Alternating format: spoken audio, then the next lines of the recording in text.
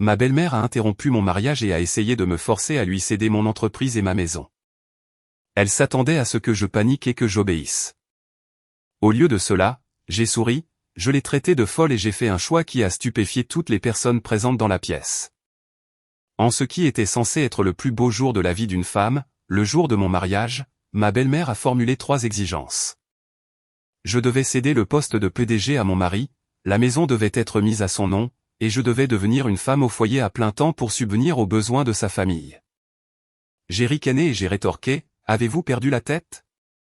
Avant de prendre une décision qui allait leur faire regretter leurs actes pour le reste de leur jour, j'avais toujours pensé que ce serait une journée de pure joie. La somptueuse salle de bal scintillait sous des lumières éclatantes.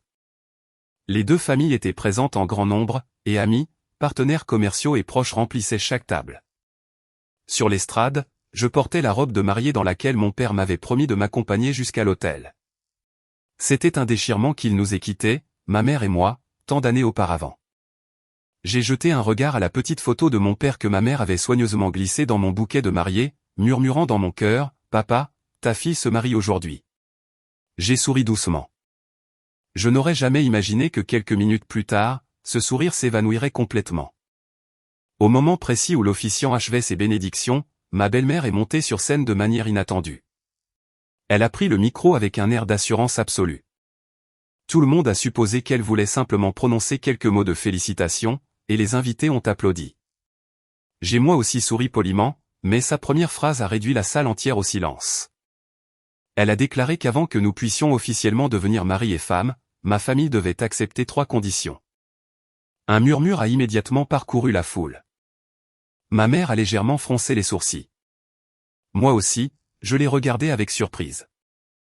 Ma belle-mère m'a fixé droit dans les yeux et s'est exprimée avec une clarté limpide. Premièrement, après le mariage, le poste de PDG de ton entreprise doit être cédé à mon fils, ton mari. Il le mérite, a-t-elle poursuivi. Deuxièmement, l'acte de propriété de ce manoir doit être transféré au nom de mon fils. L'atmosphère a commencé à s'alourdir. Avant même que je ne puisse réagir, elle a enchaîné. Troisièmement, une fois marié, tu abandonneras ta carrière pour te consacrer au foyer et soutenir les ambitions de Julien. La priorité d'une épouse doit être sa famille. Toute la pièce a sombré dans un silence de mort. Certaines personnes me regardaient avec pitié. D'autres jetaient des regards à ma mère. Certains n'arrivaient tout simplement pas à croire ce qu'ils venaient d'entendre. Je suis resté immobile quelques secondes, puis j'ai laissé échapper un rire involontaire. Ce n'était pas un rire de joie, mais celui de quelqu'un qui venait d'entendre la chose la plus ridicule de toute son existence. J'ai regardé ma belle-mère droit dans les yeux, d'une voix si calme qu'elle m'a surprise moi-même. « Avez-vous perdu la tête ?» Toute la salle a éclaté. Une exclamation de stupeur collective a résonné de toutes parts. Les yeux de ma belle-mère se sont écarquillés.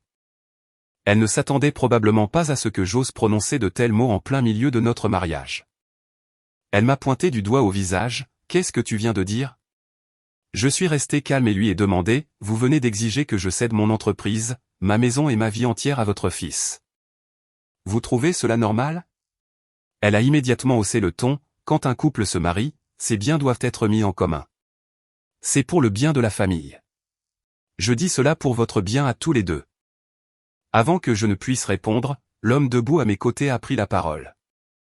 C'était mon fiancé. Il m'a doucement tiré la main. « Avalin, calme-toi. Maman veut juste ce qu'il y a de mieux pour tout le monde. » Cette simple phrase m'a fait l'effet d'une poigne qui serrait mon cœur. Je me suis tourné vers lui. L'homme que j'avais aimé pendant 3 ans. L'homme que je croyais capable de partager le fardeau de la carrière que mon père avait laissé derrière lui. L'homme en qui j'avais placé toute ma confiance. Il ne s'opposait pas à sa mère. Il ne trouvait pas ces 3 exigences déraisonnables. Au contraire, il prenait son parti. J'étais pétrifié. Je l'ai fixé longuement, puis j'ai lentement demandé, « Qu'est-ce que tu viens de dire ?» Il a soupiré doucement, « Ne sois pas si impulsive. Nous sommes mari et femme maintenant. Tout finira par nous appartenir en tant que famille. Si tu acceptes, la famille sera harmonieuse. » J'ai éclaté de rire. Cette fois, c'était un rire empreint d'amertume. J'ai secoué la tête, « Il n'y a pas que ta mère qui a un problème. Tu as perdu la tête, toi aussi ? Est-ce que tu m'épouses par amour, ou est-ce que vous prévoyez de me dépouiller de tous mes biens pour qu'un jour, quand tu seras lassé de moi, vous nous jetiez, ma mère et moi, à la rue? Son visage s'est figé. Il ne pensait sans doute pas que je serais aussi direct. Ma belle-mère s'est aussitôt mise à crier, cette fille est tellement irrespectueuse. Pas encore mariée et tu oses déjà répondre à ta belle-mère et à ton mari? Tu n'as aucune éducation. Je me suis tourné vers elle, le regard totalement dénué de respect. J'ai demandé, pour qui me prenez-vous? Pensez-vous que je sois une fille sans le sou à qui votre fils fait l'honneur de se marier, et que je devrais lui en être reconnaissante? Avant qu'elle ne puisse répliquer, j'ai poursuivi, mon père a fondé cette entreprise. Il est décédé alors que j'étais encore jeune, nous laissant toute l'entreprise et cette maison, à ma mère et à moi. Ma mère m'a élevé seule, préservant à elle seule l'héritage de mon père. J'ai étudié jour et nuit pour revenir et reprendre les rênes de la société. La salle était silencieuse. De nombreux partenaires commerciaux ont légèrement hoché la tête, ils connaissaient tous cette histoire. J'ai regardé mon fiancé, le jour où je t'ai rencontré, tu n'étais qu'un simple employé. Ton salaire mensuel ne suffisait même pas à louer un appartement décent. Je ne t'ai pas méprisé. Au contraire, j'ai vu ton assiduité. Je t'ai aimé. Je t'ai fait confiance. Je t'ai promu d'employé à chef de service. Puis je t'ai promu vice-président. Je voulais que tu partages le fardeau de l'entreprise que mon père avait laissée. Je pensais bâtir une famille. Il s'avère que je ne faisais que nourrir l'avidité de toute ta famille. Chaque mot que je prononçais résonnait dans la salle. Mon futur mari a baissé la tête, mais sa mère a refusé de se taire. Elle a ricané, mon fils est vice-président, il est donc naturel qu'il devienne PDG. Quand une femme se marie, elle doit laisser son mari diriger la famille. Pourquoi t'accroches-tu autant à ses biens? En entendant cela, mon esprit est devenu parfaitement lucide. La femme devant moi ne disait pas des inepties sous le coup de l'émotion, elle parlait selon un calcul préparé depuis bien longtemps. J'ai baissé les yeux vers l'alliance à mon doigt. Quelques minutes plus tôt, je pensais qu'elle était le symbole du bonheur. À présent, elle ne ressemblait plus qu'à une menotte prête à enfermer ma vie. J'ai lentement retiré la bague. Toute la salle a retenu son souffle, observant chacun de mes mouvements. J'ai levé la tête et j'ai regardé droit dans les yeux l'homme qui se tenait en face de moi. Son regard était encore un mélange de confusion et de perplexité. Il pensait sans doute encore qu'avec quelques paroles réconfortantes, tout rentrerait dans l'ordre. Mais il se trompait. Pour la première fois de ma vie, j'ai compris que certaines personnes entrent dans votre existence non pas pour bâtir un avenir avec vous, mais pour guetter l'occasion de vous arracher tout ce que vous possédez. J'ai serré la bague que je venais d'enlever si fort que mes articulations en sont devenues blanches. La pièce était toujours plongée dans une atmosphère lourde. Personne ne parlait, car chacun pressentait qu'il ne s'agissait plus d'une dispute ordinaire entre une belle-mère et sa belle-fille, mais de l'effondrement d'un mariage qui n'avait même pas encore commencé. J'ai regardé l'homme devant moi. Il ne cessait de regarder alternativement sa mère et moi, la tête basse. Dans ses yeux, il n'y avait aucun remords de m'avoir blessé, seulement de la gêne que les choses ne se soient pas déroulées comme prévu. J'ai soudain ri. Ce rire a poussé ma propre mère à se tourner vers moi. Elle a sans doute compris que sa fille avait totalement repris ses esprits. J'ai parlé posément, peut-être que tout le monde ici pense que ma réaction est trop sévère. Alors aujourd'hui, je vais vous dire à tous pourquoi je ne peux pas accepter ces 3 exigences. Je me suis tourné vers la petite photo de mon père posée à côté du bouquet. Mon père est décédé alors que j'étais en dernière année d'université. À cette époque, l'entreprise traversait sa période la plus difficile. Les partenaires retiraient leurs capitaux, le marché était instable et les actionnaires étaient pris de panique. Des proches ont conseillé à ma mère de vendre l'entreprise pour sauver un peu d'argent, mais elle a refusé. Elle m'a dit, c'est l'œuvre de toute la vie de ton père. Peu importe à quel point c'est dur, je dois la préserver pour toi.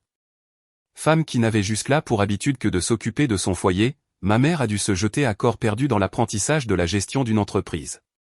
Le jour, elle rencontrait les partenaires. La nuit, elle veillait jusqu'à 2 ou 3 heures du matin pour éplucher chaque rapport financier. Une fois, je me suis réveillé à 3 heures du matin et j'ai vu la lumière encore allumée dans son bureau. Elle était assise à sa table, regardant des documents et essuyant silencieusement ses larmes. Je savais que mon père lui manquait, mais elle ne s'est jamais plainte à moi, pas une seule fois. Le jour de ma remise de diplôme a été le jour où elle m'a remis la clé du bureau de la direction. Elle m'a serré fort la main, « Tu n'as pas besoin d'être meilleur que ton père. Tu dois juste préserver ce qu'il a laissé et je serai comblé. » À partir de ce jour, je suis officiellement entré dans l'entreprise. Au début, personne ne respectait une jeune fille d'à peine 20 ans. Certains me traitaient d'enfant gâté qui ne savait que dépenser de l'argent. D'autres disaient que je n'étais assise dans le fauteuil de PDG qu'en raison de mon héritage. Certains commettaient délibérément des erreurs pour voir comment je gérerais la situation. Je n'ai pas polémiqué. J'arrivais au bureau avant tout le monde. Je repartais après tout le monde. J'ai appris auprès de chaque chef de département. J'ai lu chaque contrat moi-même. J'ai rencontré chaque client moi-même. Il y a eu des voyages d'affaires qui duraient une semaine entière. Il y a eu des jours où j'ai dû signer des contrats sous une chaleur accablante de près de 40 degrés. Il m'est arrivé de courir à une réunion juste après avoir été sous perfusion. Pendant 4 ans, j'ai à peine su ce qu'étaient des vacances. Ce n'est que lorsque l'entreprise est redevenue solide que ceux qui avaient douté de moi ont commencé à reconnaître mes compétences. Et c'est là qu'il est apparu. Le premier jour où il a rejoint l'entreprise, il n'était qu'un commercial nouvellement embauché. Son CV était ordinaire, sa famille modeste et son expérience sans éclat. Ce qui a attiré mon attention, c'est son assiduité. La journée de travail se terminait à 18 h, mais à 19 ou 20 h, il étudiait encore les dossiers de l'entreprise. Un soir où je travaillais tard, jusqu'à près de 22 h, je suis descendu au parking et je l'ai vu, assis dans sa vieille berline décrépite, mangeant un sandwich tout en lisant un rapport. Je lui ai demandé pourquoi il n'était pas rentré chez lui. Il a souri, « Je veux faire un petit effort supplémentaire pour pouvoir prendre soin de mes parents plus tard. » Cette phrase m'a fait bonne impression. J'ai commencé à lui prêter plus d'attention. Pas pour son statut, pas pour son physique, mais parce que je pensais voir un homme ambitieux. Après plus d'1 an, nous avons commencé à sortir ensemble. Le jour où je l'ai ramené chez moi pour le présenter à ma mère, elle a été très polie. Le dîner s'est bien passé. Après son départ, ma mère ne m'a posé qu'une seule question, « Es-tu sûr de bien connaître cette personne ?» J'ai souri, je lui fais confiance. Ma mère m'a regardé longuement, puis a simplement soupiré. Elle ne s'y est pas opposée parce qu'elle a toujours respecté mes choix. Depuis que nous nous fréquentions, j'ai commencé à l'aider davantage dans sa carrière. Je l'ai fait participer à des projets importants. Je l'ai guidé dans les moindres détails. Il y a des plans d'affaires que j'ai passé des nuits entières à retravailler pour lui, mais lors des réunions, je le laissais faire la présentation. Je voulais que les gens voient ses compétences. 3 ans plus tard, de simple employé, il est devenu vice-président. Tout le monde le louait comme un jeune talent. Rares étaient ceux qui savaient à quel point je l'avais soutenu dans l'ombre. Il y a même eu un moment où un membre du conseil d'administration s'est opposé à sa promotion, disant qu'il manquait d'expérience. C'est moi qui me suis levé pour me porter garante, s'il n'est pas à la hauteur, j'en assumerai l'entière responsabilité. À partir de ce jour, plus personne ne s'y est opposé. Il m'a un jour pris la main et m'a dit, « Merci de croire en moi. Je passerai toute ma vie à vous protéger, ta mère et toi. » Je l'ai cru. Je le croyais tellement que je ne lui ai jamais demandé de signer de contrat de mariage. Mon avocat m'avait conseillé d'établir un document clair. J'avais secoué la tête, si un mari et sa femme doivent être sur la défensive l'un envers l'autre, à quoi bon s'aimer? Ce jour-là, l'avocat a simplement souri et dit, « Les meilleurs gens d'affaires sont parfois les plus vulnérables lorsqu'ils tombent amoureux. » Je ne comprenais pas alors? Mais aujourd'hui, je sais qu'il avait raison. Je me souviens qu'il y a environ 2 mois, lors d'un dîner, ma future belle-mère a demandé d'un ton faussement détaché, « Qui dirigera l'entreprise à l'avenir ?» J'ai souri et répondu, « Si Julien en a les capacités, nous la gérons ensemble. » Elle n'a rien dit. A juste souri et a renchéri, « Et à qui appartient ce manoir ?» J'ai répondu, « Il est à mon nom. C'est l'héritage de mon père. » Elle a hoché la tête très lentement. À l'époque, je pensais simplement qu'elle était curieuse. Maintenant, avec le recul, chacune de ces questions avait un but précis. Une autre fois, mon futur beau-père m'a demandé, « Quand une fille se marie, les biens sont généralement fusionnés, n'est-ce pas ?» J'ai ri, je n'y ai pas pensé. Il a immédiatement changé de sujet. J'étais encore naïve à l'époque, jusqu'à aujourd'hui, où ces exigences en plein milieu de la cérémonie de mariage ont réuni tous les morceaux du puzzle. Ils ne m'ont jamais considéré comme une belle-fille, ils m'ont vu comme un pont vers une vie de richesse. Ce qui m'a fait le plus mal, ce n'est pas l'avidité de ma belle-mère, mais le silence de l'homme que j'avais aimé de tout mon cœur. Si, au moment où sa mère a formulé ses exigences déraisonnables, il m'avait pris la main pour dire que sa mère avait tort et que tout ce dont il avait besoin, c'était de moi, j'aurais peut-être tout laissé passer. Mais il ne l'a pas fait. Il s'est rangé du côté de sa mère. Ce simple choix a effacé 3 années d'un amour que j'avais chéri comme un trésor. J'ai pris une profonde inspiration. La douleur était encore vive, mais il n'y avait plus la moindre hésitation dans mon cœur. Certaines choses perdues peuvent être retrouvées, mais une fois la confiance brisée, elle ne peut plus jamais être pleinement réparée. J'ai refermé les yeux sur ces souvenirs, puis j'ai regardé la salle. Beaucoup de personnes présentes étaient des partenaires de longue date de l'entreprise. Ils avaient accompagné mon père dès les premiers jours de son activité. Il y avait aussi de nombreux employés qui étaient aux côtés de ma mère et de moi depuis plus de 10 ans. Sur leur visage ne se lisait pas de la curiosité, mais de la déception envers l'homme debout à côté de moi. Il était toujours silencieux. Ce silence a glacé mon cœur un peu plus. S'il avait été l'homme que j'aimais autrefois, il se serait levé pour dire à sa mère que ses exigences étaient déplacées. Il aurait dû nous présenter des excuses, à ma mère et à moi, devant tout le monde. Mais il se contentait de rester là, sans s'y opposer ni nier. J'ai su que je n'avais plus besoin d'attendre. Ma belle-mère ne semblait pas avoir compris que la situation lui avait totalement échappé. Elle a croisé les bras, la voix pleine d'agacement. Qu'y a-t-il de si grave? Je ne dis cela que pour votre avenir à tous les deux. Le mari doit être le chef de famille. Les biens restent dans la famille pour les enfants et les petits-enfants. Pourquoi s'y accrocher avec tant d'acharnement? Je l'ai regardée, pensait-elle vraiment que l'assistance croirait à cet avenir dont elle parlait? Elle a eu un rictus, ai-je tort? J'ai répondu calmement, si vous aviez véritablement pensé à notre avenir, vous auriez conseillé à votre fils de bâtir l'entreprise avec moi. Au lieu d'exiger de vous approprier tout ce que mon père a laissé dès l'instant où vous avez posé le pied sur l'estrade de ce mariage. Quelques timides applaudissements ont retenti dans l'assemblée. Je savais qu'il venait de personnes ayant travaillé avec mon père. Il savait combien de sueur et de larmes avaient été nécessaires pour bâtir cette entreprise. Mon père avait autrefois conduit une voiture de plus de 10 ans et dormi dans son bureau au début de la société. Il n'avait jamais envisagé de céder l'œuvre de sa vie à quelqu'un simplement parce que cette personne épousait sa fille. Ma belle-mère a regardé la foule, le visage de plus en plus renfrogné. Elle a crié, « Pourquoi applaudissez-vous tous? Ce sont les affaires de ma famille. De quoi vous mêlez-vous » Un directeur de filiale, un homme d'une 50aine d'années, s'est lentement levé. Il a regardé ma belle-mère et a dit posément, « Excusez-moi, madame, mais nous sommes tous des gens qui avons bâti cette entreprise avec le défunt président depuis le tout début. Nous ne pouvons pas faire comme si nous n'avions pas entendu ce que vous venez de dire. » Ma belle-mère a immédiatement rétorqué, « Vous n'êtes que des employés. De quel droit vous permettez-vous d'intervenir » L'atmosphère est devenue de plus en plus tendue. J'ai jeté un coup d'œil à ma mère. Elle était toujours assise très calmement. Elle n'avait pas prononcé un mot depuis le début. Je savais qu'elle attendait que je règle cela moi-même, car depuis mon enfance, elle m'avait toujours appris, ce qui t'appartient, tu dois le protéger toi-même. C'est alors qu'une cousine du côté du marié s'est approchée. Elle a souri d'un air conciliant, allons, c'est un jour heureux. Ne soyons pas si tendus. Je suis sûr qu'elle plaisantait. Qui obligerait réellement sa belle-fille à lui céder toute une entreprise? Dès qu'elle a eu fini, ma belle-mère a acquiescé, c'est exact. Je le disais simplement par avance pour éviter toute rancœur plus tard. Une bonne belle-fille doit comprendre les intentions de sa belle-mère.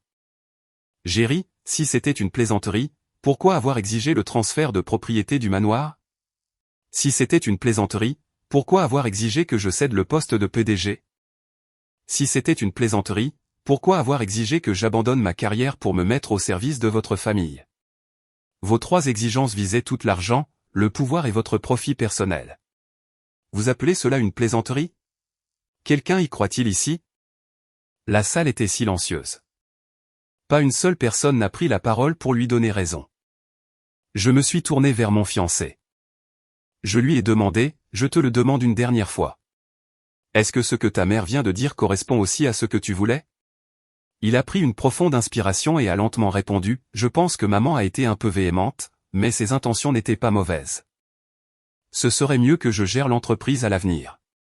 Tu es une femme, tu auras le temps de t'occuper de la famille, et peu importe au nom de qui est la maison tant que nous sommes mariés.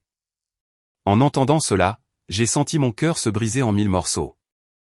3 ans. 3 ans que je lui faisais une confiance absolue. 3 ans que je l'avais fait passer d'employé ordinaire au poste de vice-président. 3 ans que je pensais avoir trouvé un homme capable de préserver l'héritage de mon père à mes côtés. Il s'avérait qu'à ses yeux, je n'étais qu'une femme qui devait s'effacer pour qu'il puisse s'élever et tout s'approprier. J'ai demandé calmement, si cette entreprise était la tienne aujourd'hui, si cette maison était à toi, si tu étais celui qui avait réussi et que j'étais une simple employée, serais-tu prêt à tout me céder? Il s'est figé, la bouche bée. Après un long silence, il a fini par lâcher, ce n'est pas pareil. Un homme doit subvenir aux besoins du foyer. J'ai hoché lentement la tête, c'était la réponse. Tu n'as pas besoin d'en expliquer davantage. Si tu m'avais vraiment aimé, la première chose à laquelle tu aurais pensé aurait été de me protéger, pas de prendre ce qui m'appartient. Il s'apprêtait à ajouter quelque chose, mais ma belle-mère lui a coupé la parole, mon fils a du talent, il est donc normal qu'il soit PDG. Que connaissent les femmes à la gestion d'une entreprise? Contente-toi de faire des enfants et de t'occuper de la famille. Je l'ai regardé, savez-vous qui a signé tous les contrats majeurs de l'entreprise au cours des 3 dernières années? Savez-vous qui a sauvé l'entreprise d'une perte de plusieurs millions de dollars lors de la dernière crise? Savez-vous qui a ouvert 3 nouvelles filiales, doublant ainsi notre chiffre d'affaires? C'était moi, pas votre fils. Votre fils n'a fait qu'exécuter les plans que j'avais déjà tracés. Ma belle-mère est restée sans voix et le visage de mon fiancé a viré au rouge écarlate. Quelques invités ont hoché la tête en signe de confirmation, ayant travaillé directement avec moi. J'ai regardé Julien droit dans les yeux, tu as dit un jour que tu m'aiderais à préserver l'héritage de mon père. Aujourd'hui, je comprends que tu ne voulais pas le préserver avec moi, tu voulais le posséder à ma place. Son regard a commencé à vaciller. Peut-être pour la première fois, il a compris qu'il avait révélé toutes ses véritables pensées. Alors qu'une atmosphère étouffante régnait dans la salle, je me suis soudain rappelé un détail insignifiant survenu moins d'1 mois plus tôt. Nous regardions les plans de rénovation du manoir pour l'après-mariage. Il avait soudain lancé, et si nous détruisions ton bureau à la maison pour en faire une salle de divertissement pour la famille?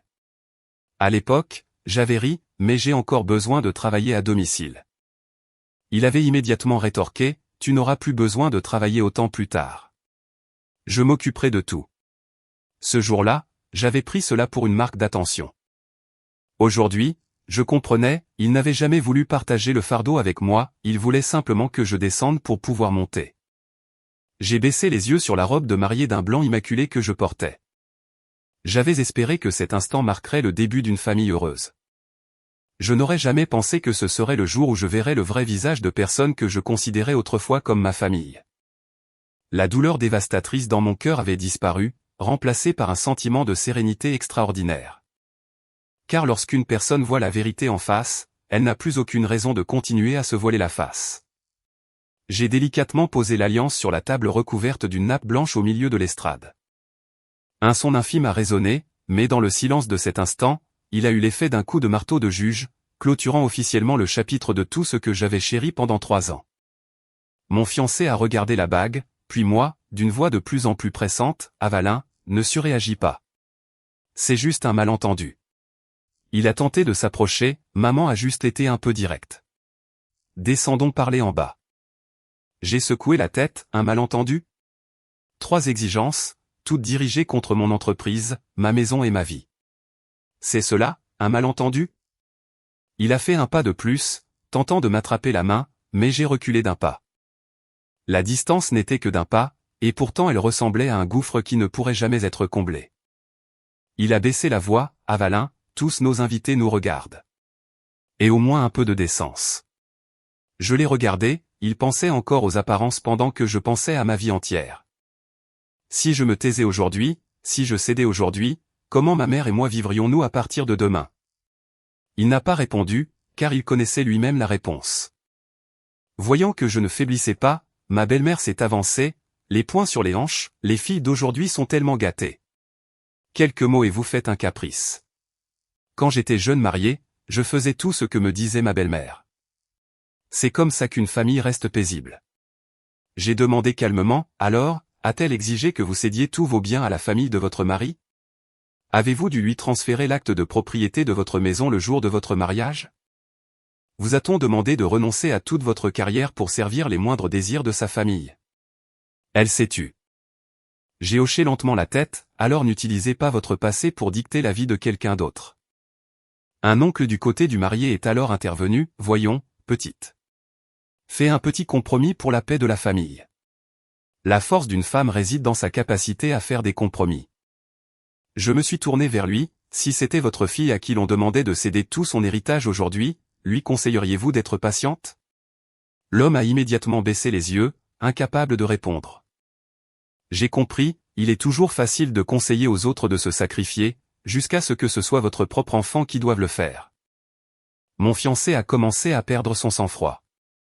Il a dit d'une voix forte, arrête de mettre tout le monde mal à l'aise comme ça. Maman veut juste que notre famille soit harmonieuse à l'avenir. Si tu es si têtu, qui pourra vivre avec toi? Je l'ai fixé longuement et lui ai demandé, tu viens de me traiter de têtu, n'est-ce pas? Il a hoché la tête, oui, tu es trop extrême. Une femme doit savoir être douce parfois. Après avoir entendu cela, j'ai simplement eu un faible sourire, vide de toute émotion, sais-tu ce qui est vraiment extrême? C'est de forcer quelqu'un à tout abandonner pour assouvir sa propre cupidité. Ma belle-mère est immédiatement intervenue, qui est cupide? Ma famille veut juste ce qu'il y a de mieux pour mon fils. Mon fils a du talent. Qu'y a-t-il de mal à ce qu'il soit PDG? Je l'ai regardé, la voix toujours calme, si votre fils est si talentueux, il peut créer sa propre entreprise. Si votre fils est si talentueux, il peut s'acheter son propre manoir. Si votre fils est si talentueux, il n'aurait pas besoin de convoiter les biens d'autrui. Un murmure d'approbation a parcouru la salle. Le visage de ma belle-mère est devenu rouge pivoine. Elle s'est tournée vers son fils, dis-lui. Dis-lui que tu le mérites. Pour la première fois de la cérémonie, j'ai véritablement éclaté d'un rire franc, c'est ce que tu penses? Te souviens-tu du projet de parc industriel de l'année dernière? Il a gardé le silence. J'ai continué, qui a veillé 3 nuits de suite pour réviser la proposition? Qui a négocié directement avec les partenaires étrangers? Qui a sauvé le contrat au bord de l'effondrement? C'était moi. Toi, tu t'es présenté 10 minutes à la cérémonie de signature pour faire un discours et te faire prendre en photo dans la presse. Son visage a commencé à pâlir. Je ne me suis pas arrêté là, et le projet immobilier du début de l'année? Tu as signé par erreur une clause qui a failli coûter plus de 5 millions de dollars à l'entreprise. Qui s'en est aperçu à temps? Qui a passé 2 jours d'affilée sans dormir pour corriger l'intégralité du contrat? C'était moi. Il a baissé la tête. Je savais qu'il se souvenait de tout. Il n'avait simplement jamais osé l'admettre. Un actionnaire important de l'entreprise s'est lentement levé. Il a regardé mon fiancé et a dit, « Vous êtes jeune et vous avez du potentiel, Julian. Mais sans la direction de la PDG, vous ne seriez pas au poste où vous êtes aujourd'hui. J'espère que vous le comprenez. » Mon fiancé s'est mordu la lèvre tandis que sa mère entrait dans une rage folle. Elle a pointé du doigt l'actionnaire, « Vous prenez tous son parti parce qu'elle a de l'argent. Si mon fils était PDG aujourd'hui, vous seriez tous en train de lui cirer les pompes. » L'homme plus âgé s'est contenté de secouer la tête. Personne n'a répondu.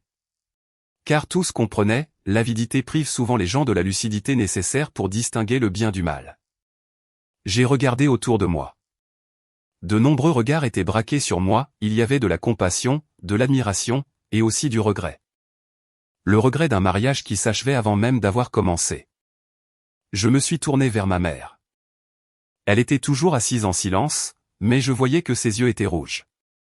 Elle souffrait probablement, non pas parce que le mariage s'effondrait, mais parce qu'elle avait mal pour sa fille.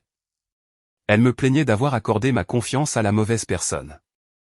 Je me suis approché d'elle et j'ai doucement pris sa main ridée, « Je suis désolé, maman. J'aurais dû t'écouter plus tôt. » Ma mère m'a serré doucement la main, d'une voix très douce, « Ce n'est pas ta faute. » Découvrir leur vrai visage avant le mariage est une chance par rapport au fait de le découvrir après avoir eu des enfants. Entendre cette phrase a renforcé ma détermination. Je me suis retourné vers mon fiancé, « C'est la dernière fois que je te le demande. Moi ou ta mère? Qui choisis-tu? » La salle est instantanément devenue silencieuse. Ce n'était plus la question d'une mariée, mais une ultime chance accordée à l'homme devant moi. Il a regardé sa mère, puis moi, l'hésitation se lisant clairement sur ses traits. Sa mère lui a aussitôt agrippé le bras. « À quoi penses-tu seulement ? Je suis ta mère.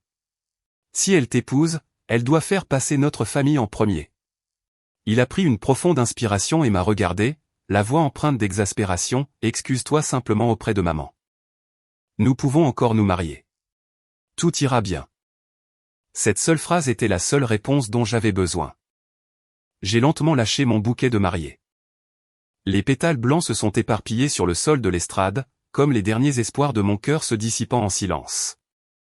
J'ai plongé mon regard dans le sien, les yeux dénués de toute trace d'affection, et j'ai lentement prononcé ces mots. « Alors ce mariage s'arrête ici. J'annule officiellement le mariage. » Dès que ces mots ont franchi mes lèvres, la pièce entière a semblé se pétrifier. Il n'y avait plus de musique, plus de bavardage. Plus de 300 invités fixaient la scène, incrédules. Mon ex-fiancé a fait un pas en avant, la voix tremblante. « Avalin, es-tu folle ? Sais-tu ce que tu fais ?» Je l'ai regardé droit dans les yeux. Pour la première fois en 3 ans d'amour, je ne voyais plus l'homme que j'avais chéri. Je ne voyais qu'un lâche terrifié à l'idée de perdre des choses qui n'avaient jamais été siennes dès le départ. J'ai répondu avec calme. Je n'ai jamais eu les idées aussi claires de toute ma vie. Sa mère s'est aussitôt précipitée vers moi, pointant son doigt sur mon visage. « Espèce de petite peste.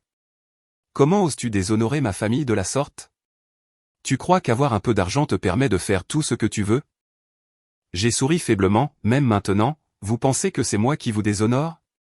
Non, c'est votre propre cupidité qui expose votre famille en spectacle ici même. » Elle était furieuse, le visage écarlate. Son mari s'est empressé de la retenir en arrière. « Ça suffit. Tais-toi. » Mais elle s'est dégagée violemment. « Non, je dois mettre les choses au clair aujourd'hui. Elle aime mon fils, donc ses biens doivent appartenir à mon fils. Quel genre d'épouse garde ses propres biens après le mariage ? Que vont dire les gens ? » Un murmure de dégoût a parcouru les invités. Même quelques proches de son côté ont baissé la tête de honte. J'ai regardé la montre à mon poignet et j'ai sorti mon téléphone de mon sac à main. Tous les regards suivaient chacun de mes gestes. Mon ex-fiancé a froncé les sourcils. « Qu'est-ce que tu fais ? » Je n'ai pas répondu. J'ai composé un numéro que je connaissais par cœur. Quelques secondes plus tard, une voix d'homme a répondu « Mademoiselle Sterling. » J'ai articulé clairement « Arthur, apportez immédiatement le dossier complet des ressources humaines du vice-président Julian Vance au Grand Historic Hotel.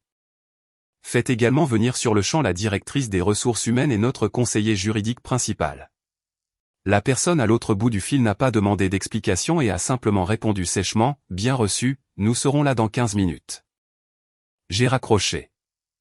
Mon ex-fiancé a commencé à paniquer. « Pourquoi appelles-tu les RH ? » Je l'ai regardé. « Ne viens-tu pas de déclarer que tu allais devenir PDG à ma place ?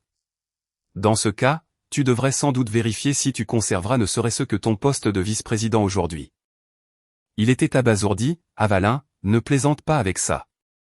Je n'ai jamais été aussi sérieuse. » Sa mère a ricané. « Qui essaies-tu d'effrayer ? Mon fils est vice-président. Tu ne peux pas le licencier sur un coup de tête. » J'ai lentement hoché la tête. « Vous avez raison. Si l'entreprise ne m'appartenait pas. Malheureusement pour vous, cette entreprise appartient à ma mère et à moi. J'ai le pouvoir de décider qui continue à y travailler et qui doit partir. » Elle est restée bouche bée. Pour la première fois de la soirée, j'ai vu une lueur d'inquiétude traverser ses yeux. Mon ex-fiancé a essayé de garder son calme. Il s'est approché. « Avalin, parlons-en calmement. N'utilise pas notre travail pour te venger. » Je l'ai regardé. « Me venger ? Tu crois que c'est de la vengeance ? Non. C'est protéger l'entreprise de mon père. Un homme capable de conspirer avec sa mère pour me forcer à lui céder le poste de PDG le jour de notre mariage est capable de tout pour s'emparer de l'entreprise demain. Je ne peux pas garder une telle personne au poste de vice-président. » Il a tenté d'ajouter un mot, mais je m'étais déjà détourné. 15 minutes plus tard, 3 voitures se sont garées devant l'entrée de l'hôtel. La directrice des ressources humaines, le conseiller juridique principal et mon assistant, Arthur, sont entrés. Ils portaient encore leur tenue de bureau et semblaient tous surpris par la scène. J'ai fait un léger signe de tête. Arthur, préparez la résolution. Arthur a ouvert sa mallette, le ton solennel, Madame la présidente directrice générale, conformément au règlement de l'entreprise. Le licenciement immédiat d'un cadre pour faute grave requiert une résolution d'urgence de la PDG et l'accord verbal de la présidente du conseil d'administration, à formaliser lundi. Je me suis tourné vers ma mère. Elle a souri, fais ce que tu juges bon, ma chérie. J'ai acquiescé, très bien. En ma qualité de PDG et avec l'accord plein et entier de la présidente du conseil d'administration. Je mets fin officiellement et avec effet immédiat aux fonctions de Monsieur Julien Vance au poste de vice-président. Le motif en est la perte d'intégrité morale, l'exploitation d'une relation personnelle à des fins d'enrichissement personnel. Et l'absence totale de la loyauté requise pour occuper un poste de direction. Chaque mot a été prononcé haut et fort. Le visage de Julien est devenu livide. Il a trébuché de 2 pas en arrière, non, tu ne peux pas. Tu ne peux pas faire ça. J'ai répondu calmement, tu te trompes. Ce n'est pas que je ne peux pas, je viens de le faire. Il s'est précipité en avant pour m'attraper le bras, Avalin, je t'en supplie. Ne fais pas ça. Toutes mes années de dur labeur. J'ai doucement repoussé sa main, des années de dur labeur? Tu as tout détruit toi-même en l'espace de quelques minutes. Personne d'autre que toi. Sa mère, dépouillée de toute arrogance, a paniqué, non, vous ne pouvez pas. Vous ne pouvez pas licencier mon fils. Il était sur le point de devenir PDG. Son mari s'est précipité en avant, s'inclinant devant ma mère, de grâce, madame, dites quelque chose. Ne laissez pas les enfants en arriver là. Ma mère s'est lentement levée. C'était la première fois qu'elle prenait la parole de toute la soirée. Sa voix était calme, mais empreinte d'une autorité naturelle, je n'ai qu'une fille. Son père nous a quittés trop tôt. J'ai passé ma jeunesse à préserver cette entreprise pour elle. Aujourd'hui, lors de son mariage, votre famille veut s'approprier tout ce que mon mari a laissé derrière lui. Si c'était votre propre fille, qu'éprouveriez-vous? L'homme a baissé la tête, sans voix. C'est alors que la belle-mère a fondu en larmes. Elle m'a agrippé la main, Avalin, je plaisantais. Je voulais juste mettre un peu d'ambiance. Pardonne-moi, je t'en supplie. En entendant le mot, plaisantais, j'ai eu un sourire narquois, si j'avais accepté aujourd'hui, continueriez-vous à appeler cela une plaisanterie? Si j'avais signé l'acte, si j'avais cédé le poste de PDG, si j'avais promis d'abandonner ma carrière pour votre famille, m'auriez-vous tout rendu demain en disant que ce n'était qu'une blague? Elle est restée muette. Ce silence était la plus limpide des réponses. J'ai regardé mon ex-fiancé. Il fixait lui aussi le sol, n'osant pas croiser mon regard. 3 ans d'amour, et je pensais être celle qui le connaissait le mieux. Aujourd'hui, je me rendais compte que l'homme que j'avais aimé n'existait que dans mon imagination. Sa vraie nature s'est allée au grand jour lors de ce qui aurait dû être le plus beau jour de ma vie. J'ai pris une grande inspiration et j'ai annoncé à l'ensemble des invités, à compter de cet instant, ce mariage est officiellement annulé. Tous les liens entre moi-même et Monsieur Julien Vance sont rompus. De plus, il ne fait plus partie des effectifs de notre entreprise. Je vous prends tous à témoin.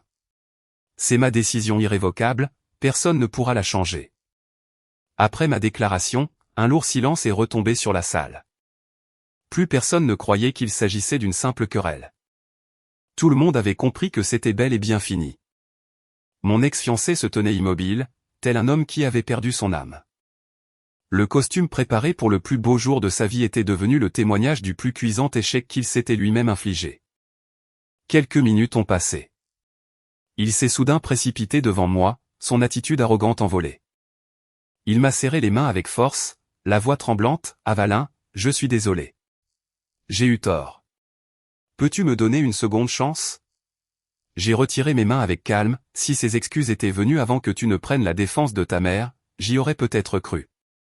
Mais maintenant, il est trop tard. Il a secoué frénétiquement la tête, non, j'ai juste eu un égarement momentané. Je n'ai jamais voulu te prendre ton entreprise. Je pensais juste qu'en tant que mari et femme, peu importait qui gérait quoi. Je l'ai regardé droit dans les yeux, si tu pensais vraiment que cela ne changeait rien, pourquoi n'as-tu pas proposé que je reste PDG? Pourquoi est-ce toujours moi qui dois tout abandonner? Il est resté muet. Sa mère, ayant perdu toute agressivité, s'est approchée, les yeux rouges et bouffis, Avalin, je suis désolé. Je suis vieille, je parle sans réfléchir. Pardonne-moi pour cette fois. Continuons le mariage. Ne laissons pas les invités se moquer de nous. J'ai légèrement secoué la tête, vous n'êtes pas désolé parce que vous reconnaissez vos torts. Vous êtes désolé parce que votre fils vient de perdre son emploi. Si je ne possédais pas cette entreprise aujourd'hui, si je n'avais pas le pouvoir de le licencier, seriez-vous là à baisser la tête et à me demander pardon? Elle a ouvert la bouche, puis s'est tue, car elle savait que la réponse était non. Son père s'est soudain avancé, s'inclinant très bas devant ma mère et moi, au nom de ma famille, je vous présente mes excuses à toutes les deux. J'espère que vous saurez vous montrer magnanime. Ma mère a répondu avec douceur, si c'était votre fille que l'on forçait à renoncer à tout son héritage aujourd'hui, parviendriez-vous à vous montrer magnanime? Le père est resté pétrifié, baissant lentement ses mains jointes, le regard empreint d'impuissance. C'est à ce moment qu'une femme d'âge mûr de leur famille s'est approchée. Elle a tiré mon ex-belle-mère par le bras, il faut que tu la supplies. Si Julien perd vraiment son travail, nous sommes ruinés. En entendant cela, j'ai légèrement froncé les sourcils. Ruiné? C'était un mot qui méritait qu'on s'y attarde. Je me suis retourné et j'ai demandé calmement, que se passe-t-il? La femme a laissé échapper sans réfléchir, ils viennent d'épuiser tout leur crédit et ont contracté un énorme prêt à taux usuraires gagés sur leur maison actuelle. Ils comptaient rénover la maison, acheter une nouvelle voiture de luxe et acquérir d'autres terrains à la fin de l'année. Tout le monde pensait que Julien allait devenir PDG, donc que l'argent ne poserait aucun problème. Maintenant qu'il a perdu son travail, où vont-ils trouver l'argent pour rembourser? Dès qu'elle a eu fini sa phrase, mon ex-belle-mère a paniqué et a tenté de la tirer en arrière, « Tais-toi. Qui t'a permis de raconter ça ?» Mais il était trop tard. J'avais enfin tout compris. Il ne s'agissait pas seulement d'avidité, ils avaient déjà planifié comment dépenser l'argent. Dans leur esprit, le poste de PDG appartenait déjà à son fils. L'entreprise de mon père était devenue la banque privée de leur famille. J'ai regardé mon ex-fiancé, la voix plus glaciale que jamais, ainsi, vous aviez tout planifié à ce point. Il a rapidement secoué la tête, non, je n'étais pas au courant pour ce prêt. Je ne savais vraiment pas. Sa mère est immédiatement intervenue, c'est vrai. Mon fils n'était pas au courant. C'était ma décision. Je pensais qu'une fois qu'il serait PDG, rembourser serait un jeu d'enfant. J'ai ricané, donc, vous ne vouliez pas seulement vous emparer de l'entreprise, vous prévoyiez d'utiliser l'argent de la société pour payer les dettes de votre famille. Elle a bafouillé, non, ce n'est pas ce que je voulais dire. Je ne voulais plus en entendre davantage. Plus ils parlaient, plus leur vrai visage apparaissait au grand jour. Soudain, mon ex-fiancé s'est rué en avant, m'agrippant les bras, la voix brisée. Il a trébuché vers l'avant, la posture totalement défaite, semblant sur le point de s'effondrer. Il avait les yeux rouges, Avalin, je t'en supplie. Ne me licencie pas. Si je perds mon emploi, ma famille sera détruite. J'ai regardé l'homme brisé qui se tenait devant moi. 3 ans plus tôt, je le contemplais avec admiration. 3 ans plus tard, il me suppliait pour un poste de vice-président, non par amour, mais par intérêt personnel. J'ai demandé, si c'était moi qui perdais tout aujourd'hui, te lèverais-tu face à ta mère pour réclamer justice pour moi? Il a baissé la tête, incapable de répondre. J'avais ma réponse. Voyant la détresse de son fils, la mère s'est précipitée à son tour pour supplier, suivie du père. Des proches sont accourus pour implorer. La scène a sombré dans un chaos sans précédent. Certains me tiraient par le bras, d'autres s'adressaient à ma mère, certains blâmaient la belle-mère, d'autres accusaient mon ex-fiancé. Le bruit des disputes emplissait la salle. La mère s'en est prise à son fils, c'est de ta faute? Si tu n'avais pas dit ces idioties, nous n'en serions pas là. Il a immédiatement riposté, c'est toi qui m'as dit de le dire dès le début. Tu m'as répété que je devais prendre le poste de PDG après le mariage, sinon ce serait du gâchis. Le père, hors de lui, a crié, ça suffit. Vous allez continuer à vous rejeter la faute? N'avez-vous pas déjà assez perdu la face? La mère a fondu en larmes, j'ai fait tout cela pour toi. Je voulais que mon fils ait une vie confortable, je ne voulais pas qu'il soit inférieur à qui que ce soit. Mon ex-fiancé a ri avec amertume, tu voulais que je sois à l'aise, ou tu voulais juste te vanter? Cette phrase a pétrifié sa mère. Elle ne s'attendait probablement pas à ce que son propre fils se retourne contre elle dans un moment pareil. J'ai observé tout cela en silence, sans plus ressentir de colère, seulement de la déception. Une famille où chacun faisait passer ses propres intérêts en premier. Face aux ennuis, leur premier réflexe n'était pas de reconnaître leur faute, mais de chercher un coupable. Je me suis tourné vers ma mère et j'ai dit doucement, « Rentrons à la maison, maman. » Elle a hoché la tête. Au moment où nous allions partir, sa mère m'a soudainement attrapé la jambe, sanglotant de manière hystérique, « Avalin, s'il te plaît, ne quitte pas mon fils. Ne le licencie pas. Ma famille a tellement de dettes. S'il perd son travail, nous allons mourir. » J'ai pris la main de ma mère et nous sommes lentement descendus de l'estrade. Derrière nous, les pleurs, les supplications, les reproches et les accusations continuaient de retentir sans faiblir. Mais je ne me suis pas retourné, car j'avais compris que certaines portes, une fois fermées, ne se rouvrent jamais. Après avoir quitté l'hôtel, je suis resté silencieuse dans la voiture pendant tout le trajet du retour. Ma mère était assise à côté de moi sans un mot, me tenant simplement la main avec douceur. Ce simple geste a libéré toutes les émotions que j'avais refoulées, et les larmes se sont mises à couler sur mes joues. Non pas pour ce mariage brisé, mais pour ces 3 années de ma jeunesse gâchée pour un homme avec qui j'avais cru passer le reste de ma vie. Ma mère m'a doucement caressé les cheveux, « Pleure, Avalin. Pleure tout ce que tu as à pleurer aujourd'hui. Demain, tu devras être forte. Tu as encore l'entreprise. Ton père veille sur toi, et je suis toujours à tes côtés. » J'ai hoché la tête. Ce fut la dernière fois que je m'autorisais à être vulnérable à cause de cet homme. Le lendemain matin, j'étais au bureau de très bonne heure. L'atmosphère dans le bâtiment était différente. Les employés me regardaient avec inquiétude. Ils savaient tout ce qui s'était passé au mariage. Les nouvelles vont vite, non seulement au sein de l'entreprise, mais aussi dans tout le milieu des affaires. Un mariage annulé devant l'hôtel, un vice-président licencié le jour de ses noces, l'entreprise n'avait jamais été un sujet de conversation aussi brûlant. Quand je suis entré dans la salle du conseil, toute l'équipe de direction était déjà installée. Personne ne m'a demandé si j'allais bien. Tous comprenaient que ce dont j'avais besoin à cet instant n'était pas de la pitié, mais de la stabilité. J'ai ouvert la réunion. La première annonce que j'ai faite a été la nomination d'un nouveau vice-président par intérim issu de notre équipe de cadres de longue date. La personne que j'ai choisie était Arthur, un homme présent dans l'entreprise depuis plus de 15 ans. Toujours loyal, compétent et, par-dessus tout, n'ayant jamais fait passer ses intérêts personnels avant ceux de la société. Il n'y a eu aucune objection. Au contraire, toute la salle a applaudi. La réunion a duré près de 3 heures et tous les plans ont été rapidement réajustés. Je ne permettrai pas à ma vie privée d'affecter la marche de l'entreprise. C'était une leçon de mon père, un dirigeant peut souffrir, mais les affaires ne doivent pas s'arrêter.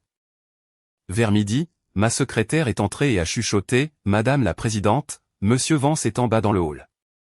Il souhaite vous voir. » Sans lever les yeux, j'ai répondu, « Dites-lui que depuis hier, nous n'avons plus aucune relation personnelle. Toute question relative à l'entreprise doit être adressée au service des ressources humaines. » La secrétaire a hoché la tête. Quelques minutes plus tard, elle est revenue, « Il dit qu'il attendra jusqu'à ce que vous acceptiez de le recevoir. » J'ai répondu d'une phrase, « C'est son problème. » Il est resté devant l'immeuble de l'entreprise tout l'après-midi, sans s'en aller. De nombreux employés l'ont aperçu en passant. Certains le plaignaient, d'autres éprouvaient des regrets, mais la plupart secouaient simplement la tête, ils avaient tous été témoins de ce qui s'était produit au mariage. Vers 18 heures, je suis sorti du bâtiment. Il a immédiatement couru vers moi. Son visage s'était émacié en une seule journée. Il a dit d'une voix rauque, « Juste 5 minutes, Avalin. J'ai seulement besoin de 5 minutes. » Je me suis arrêté, non par faiblesse, mais parce que je voulais clore les choses de manière nette. Il m'a regardé, les yeux emplis d'épuisement, « Je sais que tu ne me pardonneras pas, mais je veux quand même te dire que je t'aime. Je n'ai jamais voulu te perdre. » J'ai demandé avec calme, « M'aimes-tu, ou aimes-tu la vie que je t'offrais ?» Il a vivement secoué la tête, « Non, je t'aime vraiment. » J'ai eu un faible sourire, « Si tu m'avais aimé, tu te serais tenu à mes côtés hier, et non à côté de ta mère pour exiger mon entreprise. » Il a baissé la tête, la voix étranglée, « J'ai eu tort. J'ai tellement eu tort. » Je l'ai regardé, chaque erreur a un prix. Certaines peuvent se payer avec des excuses, mais d'autres se paient d'une vie entière. Il est resté silencieux, incapable d'en dire davantage. Je suis monté dans ma voiture, qui s'est lentement éloignée. Dans le rétroviseur, je le voyais encore immobile sur le trottoir. Mais cette fois, je n'ai pas regardé en arrière. 3 jours plus tard, une connaissance travaillant dans une banque m'a appelé. Elle m'a mentionné au passage que la famille de Julien venait de demander un report d'échéance pour son prêt, semblant faire face à d'importantes difficultés financières. Je n'ai pas demandé de détails parce que je ne voulais plus être impliqué, mais les nouvelles continuaient d'affluer. Après avoir perdu son emploi, les revenus de Julien étaient tombés à zéro. Les mensualités de leur prêt d'1 demi-million arrivaient à échéance. La voiture de luxe achetée à crédit était sur le point d'être saisie. Ils ne pouvaient plus payer les travaux de rénovation de leur maison. Sa mère a commencé à appeler frénétiquement leurs proches pour emprunter de l'argent. Mais comme ils s'étaient inventé que leur fils allait devenir PDG et que leur famille allait devenir la plus riche de toute la parenté, personne ne s'est montré enclin à les aider. Certains ont trouvé des excuses polies, d'autres n'ont pas répondu à leurs appels, et l'un d'eux a simplement lâché « Vous ne vous souveniez pas de nous quand vous étiez sur le point de devenir riche ». En apprenant cela, je suis simplement restée silencieuse. Une semaine plus tard, ma secrétaire m'a fait un nouveau rapport, « Une femme âgée est ici pour vous voir sans rendez-vous. » De qui s'agit-il, ai-je demandé. C'est la mère de Monsieur Vance. J'ai regardé les images de vidéosurveillance. Elle se tenait devant les grilles de l'entreprise, dépouillée des vêtements luxueux du mariage, dénuée de son expression hautaine. Elle portait de vieux habits, ses cheveux étaient ébouriffés, et elle tenait à la main un sac en toile défraîchi. J'ai observé l'écran quelques secondes, puis j'ai dit à ma secrétaire, faites-la patienter dans le salon d'accueil des invités. 10 minutes plus tard, je suis descendu. Quand je suis entré, elle s'est immédiatement levée. Dès qu'elle m'a vu, ses yeux se sont embués de larmes. Disparue était la femme qui m'avait pointé du doigt au visage lors du mariage. Disparu était son ton impérieux. Il ne restait qu'une femme acculée par la vie. Je me suis assise calmement en face d'elle, attendant qu'elle parle.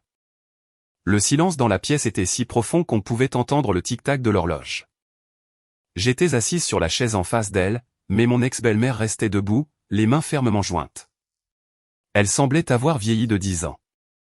J'ai parlé posément, « Asseyez-vous, je vous en prie. » Elle a légèrement secoué la tête, « Non, je peux rester debout. Peux-tu m'accorder quelques minutes ?» Je l'ai regardée avec calme, « S'il s'agit d'une affaire personnelle, vous pouvez parler. Si cela concerne l'entreprise, je ne peux rien faire pour vous. » Elle s'est mordu la lèvre alors que des larmes commençaient à couler sur ses joues, « Avalin, je sais que j'ai eu tort. Je suis venu ici pour te supplier de pardonner à Julien, de le laisser revenir dans l'entreprise. Il a perdu son travail. Ma famille. Nous n'avons aucun moyen de survivre. » Je l'ai regardé bien en face, d'une voix égale, « Vous savez, la première personne dont vous parlez est encore votre fils. Ce ne sont pas des excuses pour moi, ni pour la souffrance que ma mère et moi avons endurée. Vous vous souciez seulement de savoir si votre fils peut retrouver son travail. » Elle a baissé la tête, « Tu as parfaitement le droit de me blâmer, mais ma famille n'a vraiment plus d'argent. La banque ne cesse d'appeler, la voiture a été saisie, les entrepreneurs exigent le paiement des rénovations. Je ne sais plus quoi faire. » Je suis restée silencieuse, non par cruauté, mais parce que je comprenais que c'était la conséquence directe des choix qu'ils avaient faits.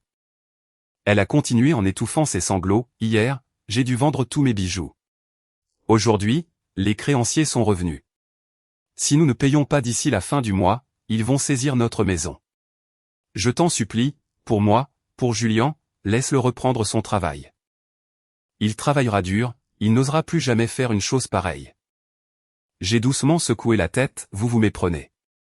Ce que j'attends d'un cadre dirigeant, ce n'est pas une promesse après avoir commis une faute, mais de l'intégrité dès le départ.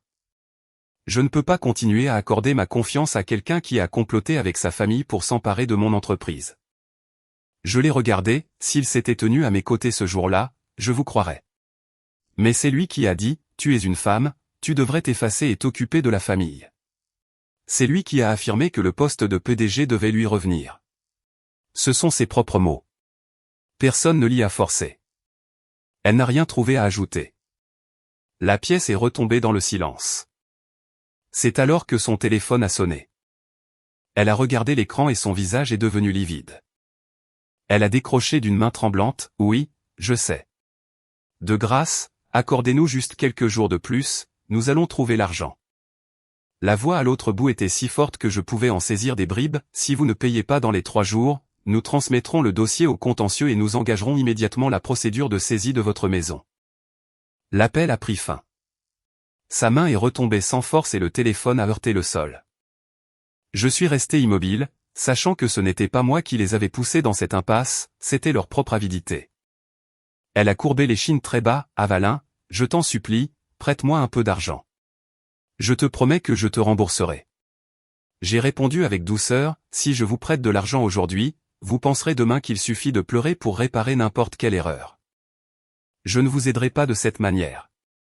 Elle s'est effondrée, sanglotant bruyamment, je n'ai vraiment personne d'autre vers qui me tourner. Je l'ai regardée et j'ai articulé lentement, il y a quelqu'un que vous devriez supplier, et ce n'est pas moi. Elle a relevé les yeux. C'est vous-même. Vous devez vous demander pourquoi une famille paisible est tombée dans un tel état. Est-ce à cause de moi, ou à cause de vos propres décisions? Elle a enfoui son visage dans ses mains, pleurant de manière incontrôlable. Je me suis levé pour partir au moment où ma secrétaire entrait, « Madame la Présidente, des documents urgents requièrent votre signature. » J'ai hoché la tête, « Très bien. » Je me suis tourné vers mon ex-belle-mère, « J'ai du travail. Prenez soin de vous. » Sur ces mots, je suis sorti. À travers la porte vitrée, je la voyais encore assise seule, les épaules secouées de spasmes, mais je n'éprouvais plus aucune faiblesse dans mon cœur. Cet après-midi-là, un ami travaillant dans l'immobilier m'a appelé. Il a ri avec tristesse, la famille de Julien essaie de vendre sa maison à un prix inférieur de près de 200 000 $ à la valeur du marché. On dirait qu'ils ont un besoin d'argent urgent. J'ai simplement répondu, je vois, et j'ai raccroché. 2 jours plus tard, d'autres nouvelles me sont parvenues. Incapables de vendre la maison, ils ont commencé à liquider leurs biens, le mobilier en bois précieux, les montres de prix, la collection de vins importés, et même le canapé haut de gamme dont la mère s'était vantée auprès de toute la parenté. Mais le marché était au ralenti, rien ne partait vite. Les prix ne cessaient de baisser, ils vendaient à perte tandis que les appels de la banque se poursuivaient. Un ancien employé de mon entreprise a croisé par hasard mon ex-fiancé. Il m'a raconté que Julien écumait les entretiens à la recherche d'un emploi, mais que la plupart des grandes entreprises le refusaient. Ce n'était pas à cause de ses compétences, mais parce que l'histoire du mariage s'était répandue dans tout le milieu des affaires, personne ne voulait embaucher un cadre licencié pour manquement à la confiance. En entendant cela, j'ai simplement poussé un léger soupir, une réputation bâtie sur de longues années peut être anéantie en quelques minutes seulement. Une semaine plus tard, alors que j'arrivais au bureau, Arthur m'a apporté un rapport. Outre les chiffres de l'activité, il a ajouté, « Madame, j'ai aperçu Julien hier. Il postule pour un emploi dans une petite entreprise. Le salaire ne représente qu'un dixième de ce qu'il gagnait auparavant, et il n'est même pas certain d'être retenu. » J'ai refermé le dossier en disant simplement, « Chacun doit assumer la responsabilité de ses choix. » Arthur a hoché la tête et n'a rien ajouté. Cet après-midi-là, debout dans mon bureau, regardant la rue animée en contrebas, j'ai soudain aperçu une silhouette familière. C'était mon ex-fiancé. Il se tenait de l'autre côté de la rue, silencieux, les yeux levés vers l'immeuble de la société, cet endroit qui avait été son plus grand dessein et qu'il avait perdu de ses propres mains. Il est resté là un long moment, puis a baissé la tête, a fait demi-tour et s'est éloigné. Sa démarche n'avait plus l'assurance du vice-président que j'avais connu, elle n'exprimait que la solitude d'un homme qui avait sacrifié son avenir pour poursuivre des illusions qui n'étaient pas siennes. J'ai refermé les stores et je suis retourné à mon bureau. Au dehors, leur vie se poursuivait au milieu des difficultés qu'ils avaient eux-mêmes engendrées, et je devais poursuivre ma route, celle de la préservation de l'héritage que mon père avait payé de sa vie pour bâtir. Le temps a passé rapidement. En un clin d'œil, près de 3 mois s'étaient écoulés depuis l'annulation du mariage. Ma vie avait progressivement retrouvé son rythme habituel. Je me rendais à l'entreprise le matin et je rentrais dîner avec ma mère le soir. Le week-end, nous entretenions le jardin que mon père avait tant aimé. La maison était inchangée, si ce n'est que l'atmosphère y était bien plus sereine. Fini les appels intrusifs, fini les questions indiscrètes sur mon patrimoine, fini les dîners où je devais m'efforcer de plaire aux autres. Ma mère m'a regardé et a souri, ma fille a enfin appris à vivre pour elle-même. J'ai souri en retour, j'ai sans doute appris la leçon la plus coûteuse de ma vie. C'est alors que la sonnette a retenti. La gouvernante est entrée, « Madame, Monsieur Vance est là et demande à vous voir. Je suis restée silencieuse quelques secondes, puis j'ai dit, faites-le entrer au salon. Quelques minutes plus tard, mon ex-fiancé est entré. Je l'ai à peine reconnu. L'homme qui apparaissait toujours dans un costume sur mesure, impeccablement coiffé, avait énormément maigri. Son visage était creusé, son regard chargé d'épuisement. Il s'est arrêté devant moi et a légèrement incliné la tête, merci d'avoir accepté de me recevoir. J'ai répondu posément, si tu as quelque chose à dire, dis-le. Il a pris une profonde inspiration, je ne suis pas venu pour demander à récupérer mon travail, je sais que je n'en ai pas le droit. Et je ne suis pas venu pour te demander pardon, je sais que je ne le mérite pas, j'ai attendu en silence qu'il poursuive. Il a regardé autour de la pièce, son regard s'attardant sur le portrait de mon père accroché au mur, puis il a esquissé un triste sourire. Auparavant, chaque fois que je venais ici, je pensais qu'un jour je serais le maître de cette maison. Mais maintenant, je comprends, dès l'instant où j'ai eu cette pensée, je m'étais déjà perdu moi-même. Je l'ai regardé avec calme, tu es enfin honnête. Il a baissé la tête, oui, j'ai été cupide. Au début, je t'aimais véritablement. Mais plus je me rapprochais de toi, en voyant l'entreprise, en voyant ta vie, en voyant le respect que chacun te portait, plus je me disais à quel point ce serait formidable si j'étais le PDG, si tout m'appartenait. Ma mère l'a remarqué et elle n'a cessé de me répéter, tu es un homme, tu dois avoir le contrôle, tu ne peux pas vivre dans l'ombre de ta femme. Elle me l'a dit tous les jours jusqu'à ce que je finisse par croire que c'était juste. J'ai écouté sans mot dire, sans plus ressentir de douleur, seulement une forme de regret. Il a relevé la tête, les yeux rougis, le jour du mariage, quand maman a formulé ces 3 exigences, j'ai été choqué moi aussi. Mais quand j'ai vu tous les invités, j'ai eu peur de perdre la face. J'ai pensé que si tu cédais un peu, je me rattraperais auprès de toi plus tard. Je n'aurais jamais pensé que ce seul choix me ferait tout perdre. J'ai légèrement hoché la tête, non, ce n'était pas un choix isolé. C'était la décision que tu as prise. Si tu m'avais pris la main ce jour-là en disant à ta mère qu'elle avait tort, les choses auraient peut-être été différentes. Il a ri avec amertume, je le sais. C'est mon plus grand regret. Il a sorti une petite boîte de sa poche et l'a posée sur la table, voici l'alliance. Tu l'avais laissée ce jour-là. Je l'ai gardée. Aujourd'hui, je te la rends. Il regardait la boîte, sans l'ouvrir ni la toucher. Il a poursuivi, durant ces 3 derniers mois, j'ai cherché du travail partout. Personne ne voulait m'embaucher. J'ai fini par trouver un poste de commercial dans une petite société. Le salaire suffit tout juste à vivre, mais je trouve que c'est une bonne chose, au moins, chaque dollar est gagné par mes propres mains. Je l'ai regardé, la voix sereine, c'est ce que tu aurais dû faire dès le départ. Il m'a regardé longuement, puis a soudain demandé, m'as-tu jamais aimé pour de vrai? J'ai souri, oui. Si je ne t'avais pas aimé, je ne t'aurais pas fait passer de simple employé à vice-président. Si je ne t'avais pas aimé, je n'aurais pas été prête à t'offrir toute ma vie. C'est simplement dommage que la personne que j'ai aimée n'existe plus. Il a courbé la tête tandis que des larmes silencieuses coulaient. C'était sans doute la première fois que je le voyais pleurer. Pas pour son travail perdu, pas pour l'argent envolé, mais parce qu'il comprenait enfin qu'il avait perdu la chose la plus précieuse au monde. Il s'est levé, d'une voix très douce, je veux juste te dire une dernière chose, merci, Avalin. Grâce à toi, j'ai appris qu'un homme ne peut pas bâtir son bonheur sur l'avidité. Je n'ai pas répondu, me contentant d'un léger signe de tête. Il s'est tourné vers la porte. Après quelques pas, il s'est arrêté sans se retourner et a dit lentement, à l'avenir, si tu rencontres un homme bien, j'espère qu'il saura t'aimer comme j'ai échoué à le faire. Sur ces mots, il est parti en silence.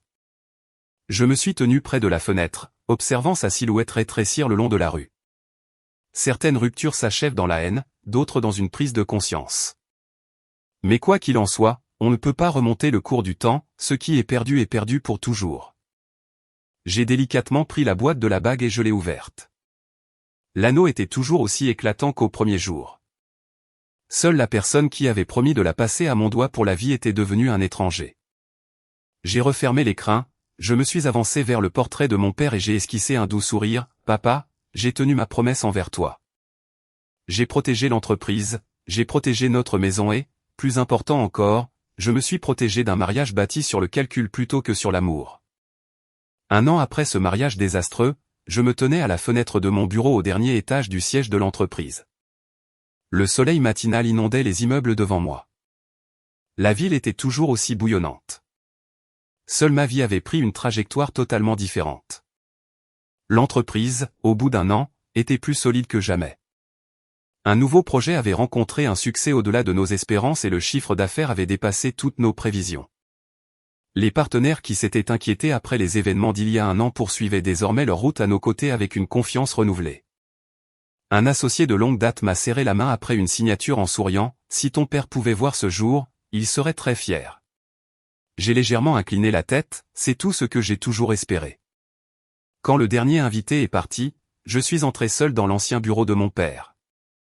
Tout y était resté intact, le bureau en bois, la bibliothèque, la photo de famille, et même le stylo plume avec lequel mon père signait ses premiers contrats. J'ai doucement essuyé le cadre photo, éprouvant un sentiment de paix étrange. Si j'avais fermé les yeux et poursuivi ce mariage pour sauver les apparences, peut-être que rien de tout cela ne serait là aujourd'hui.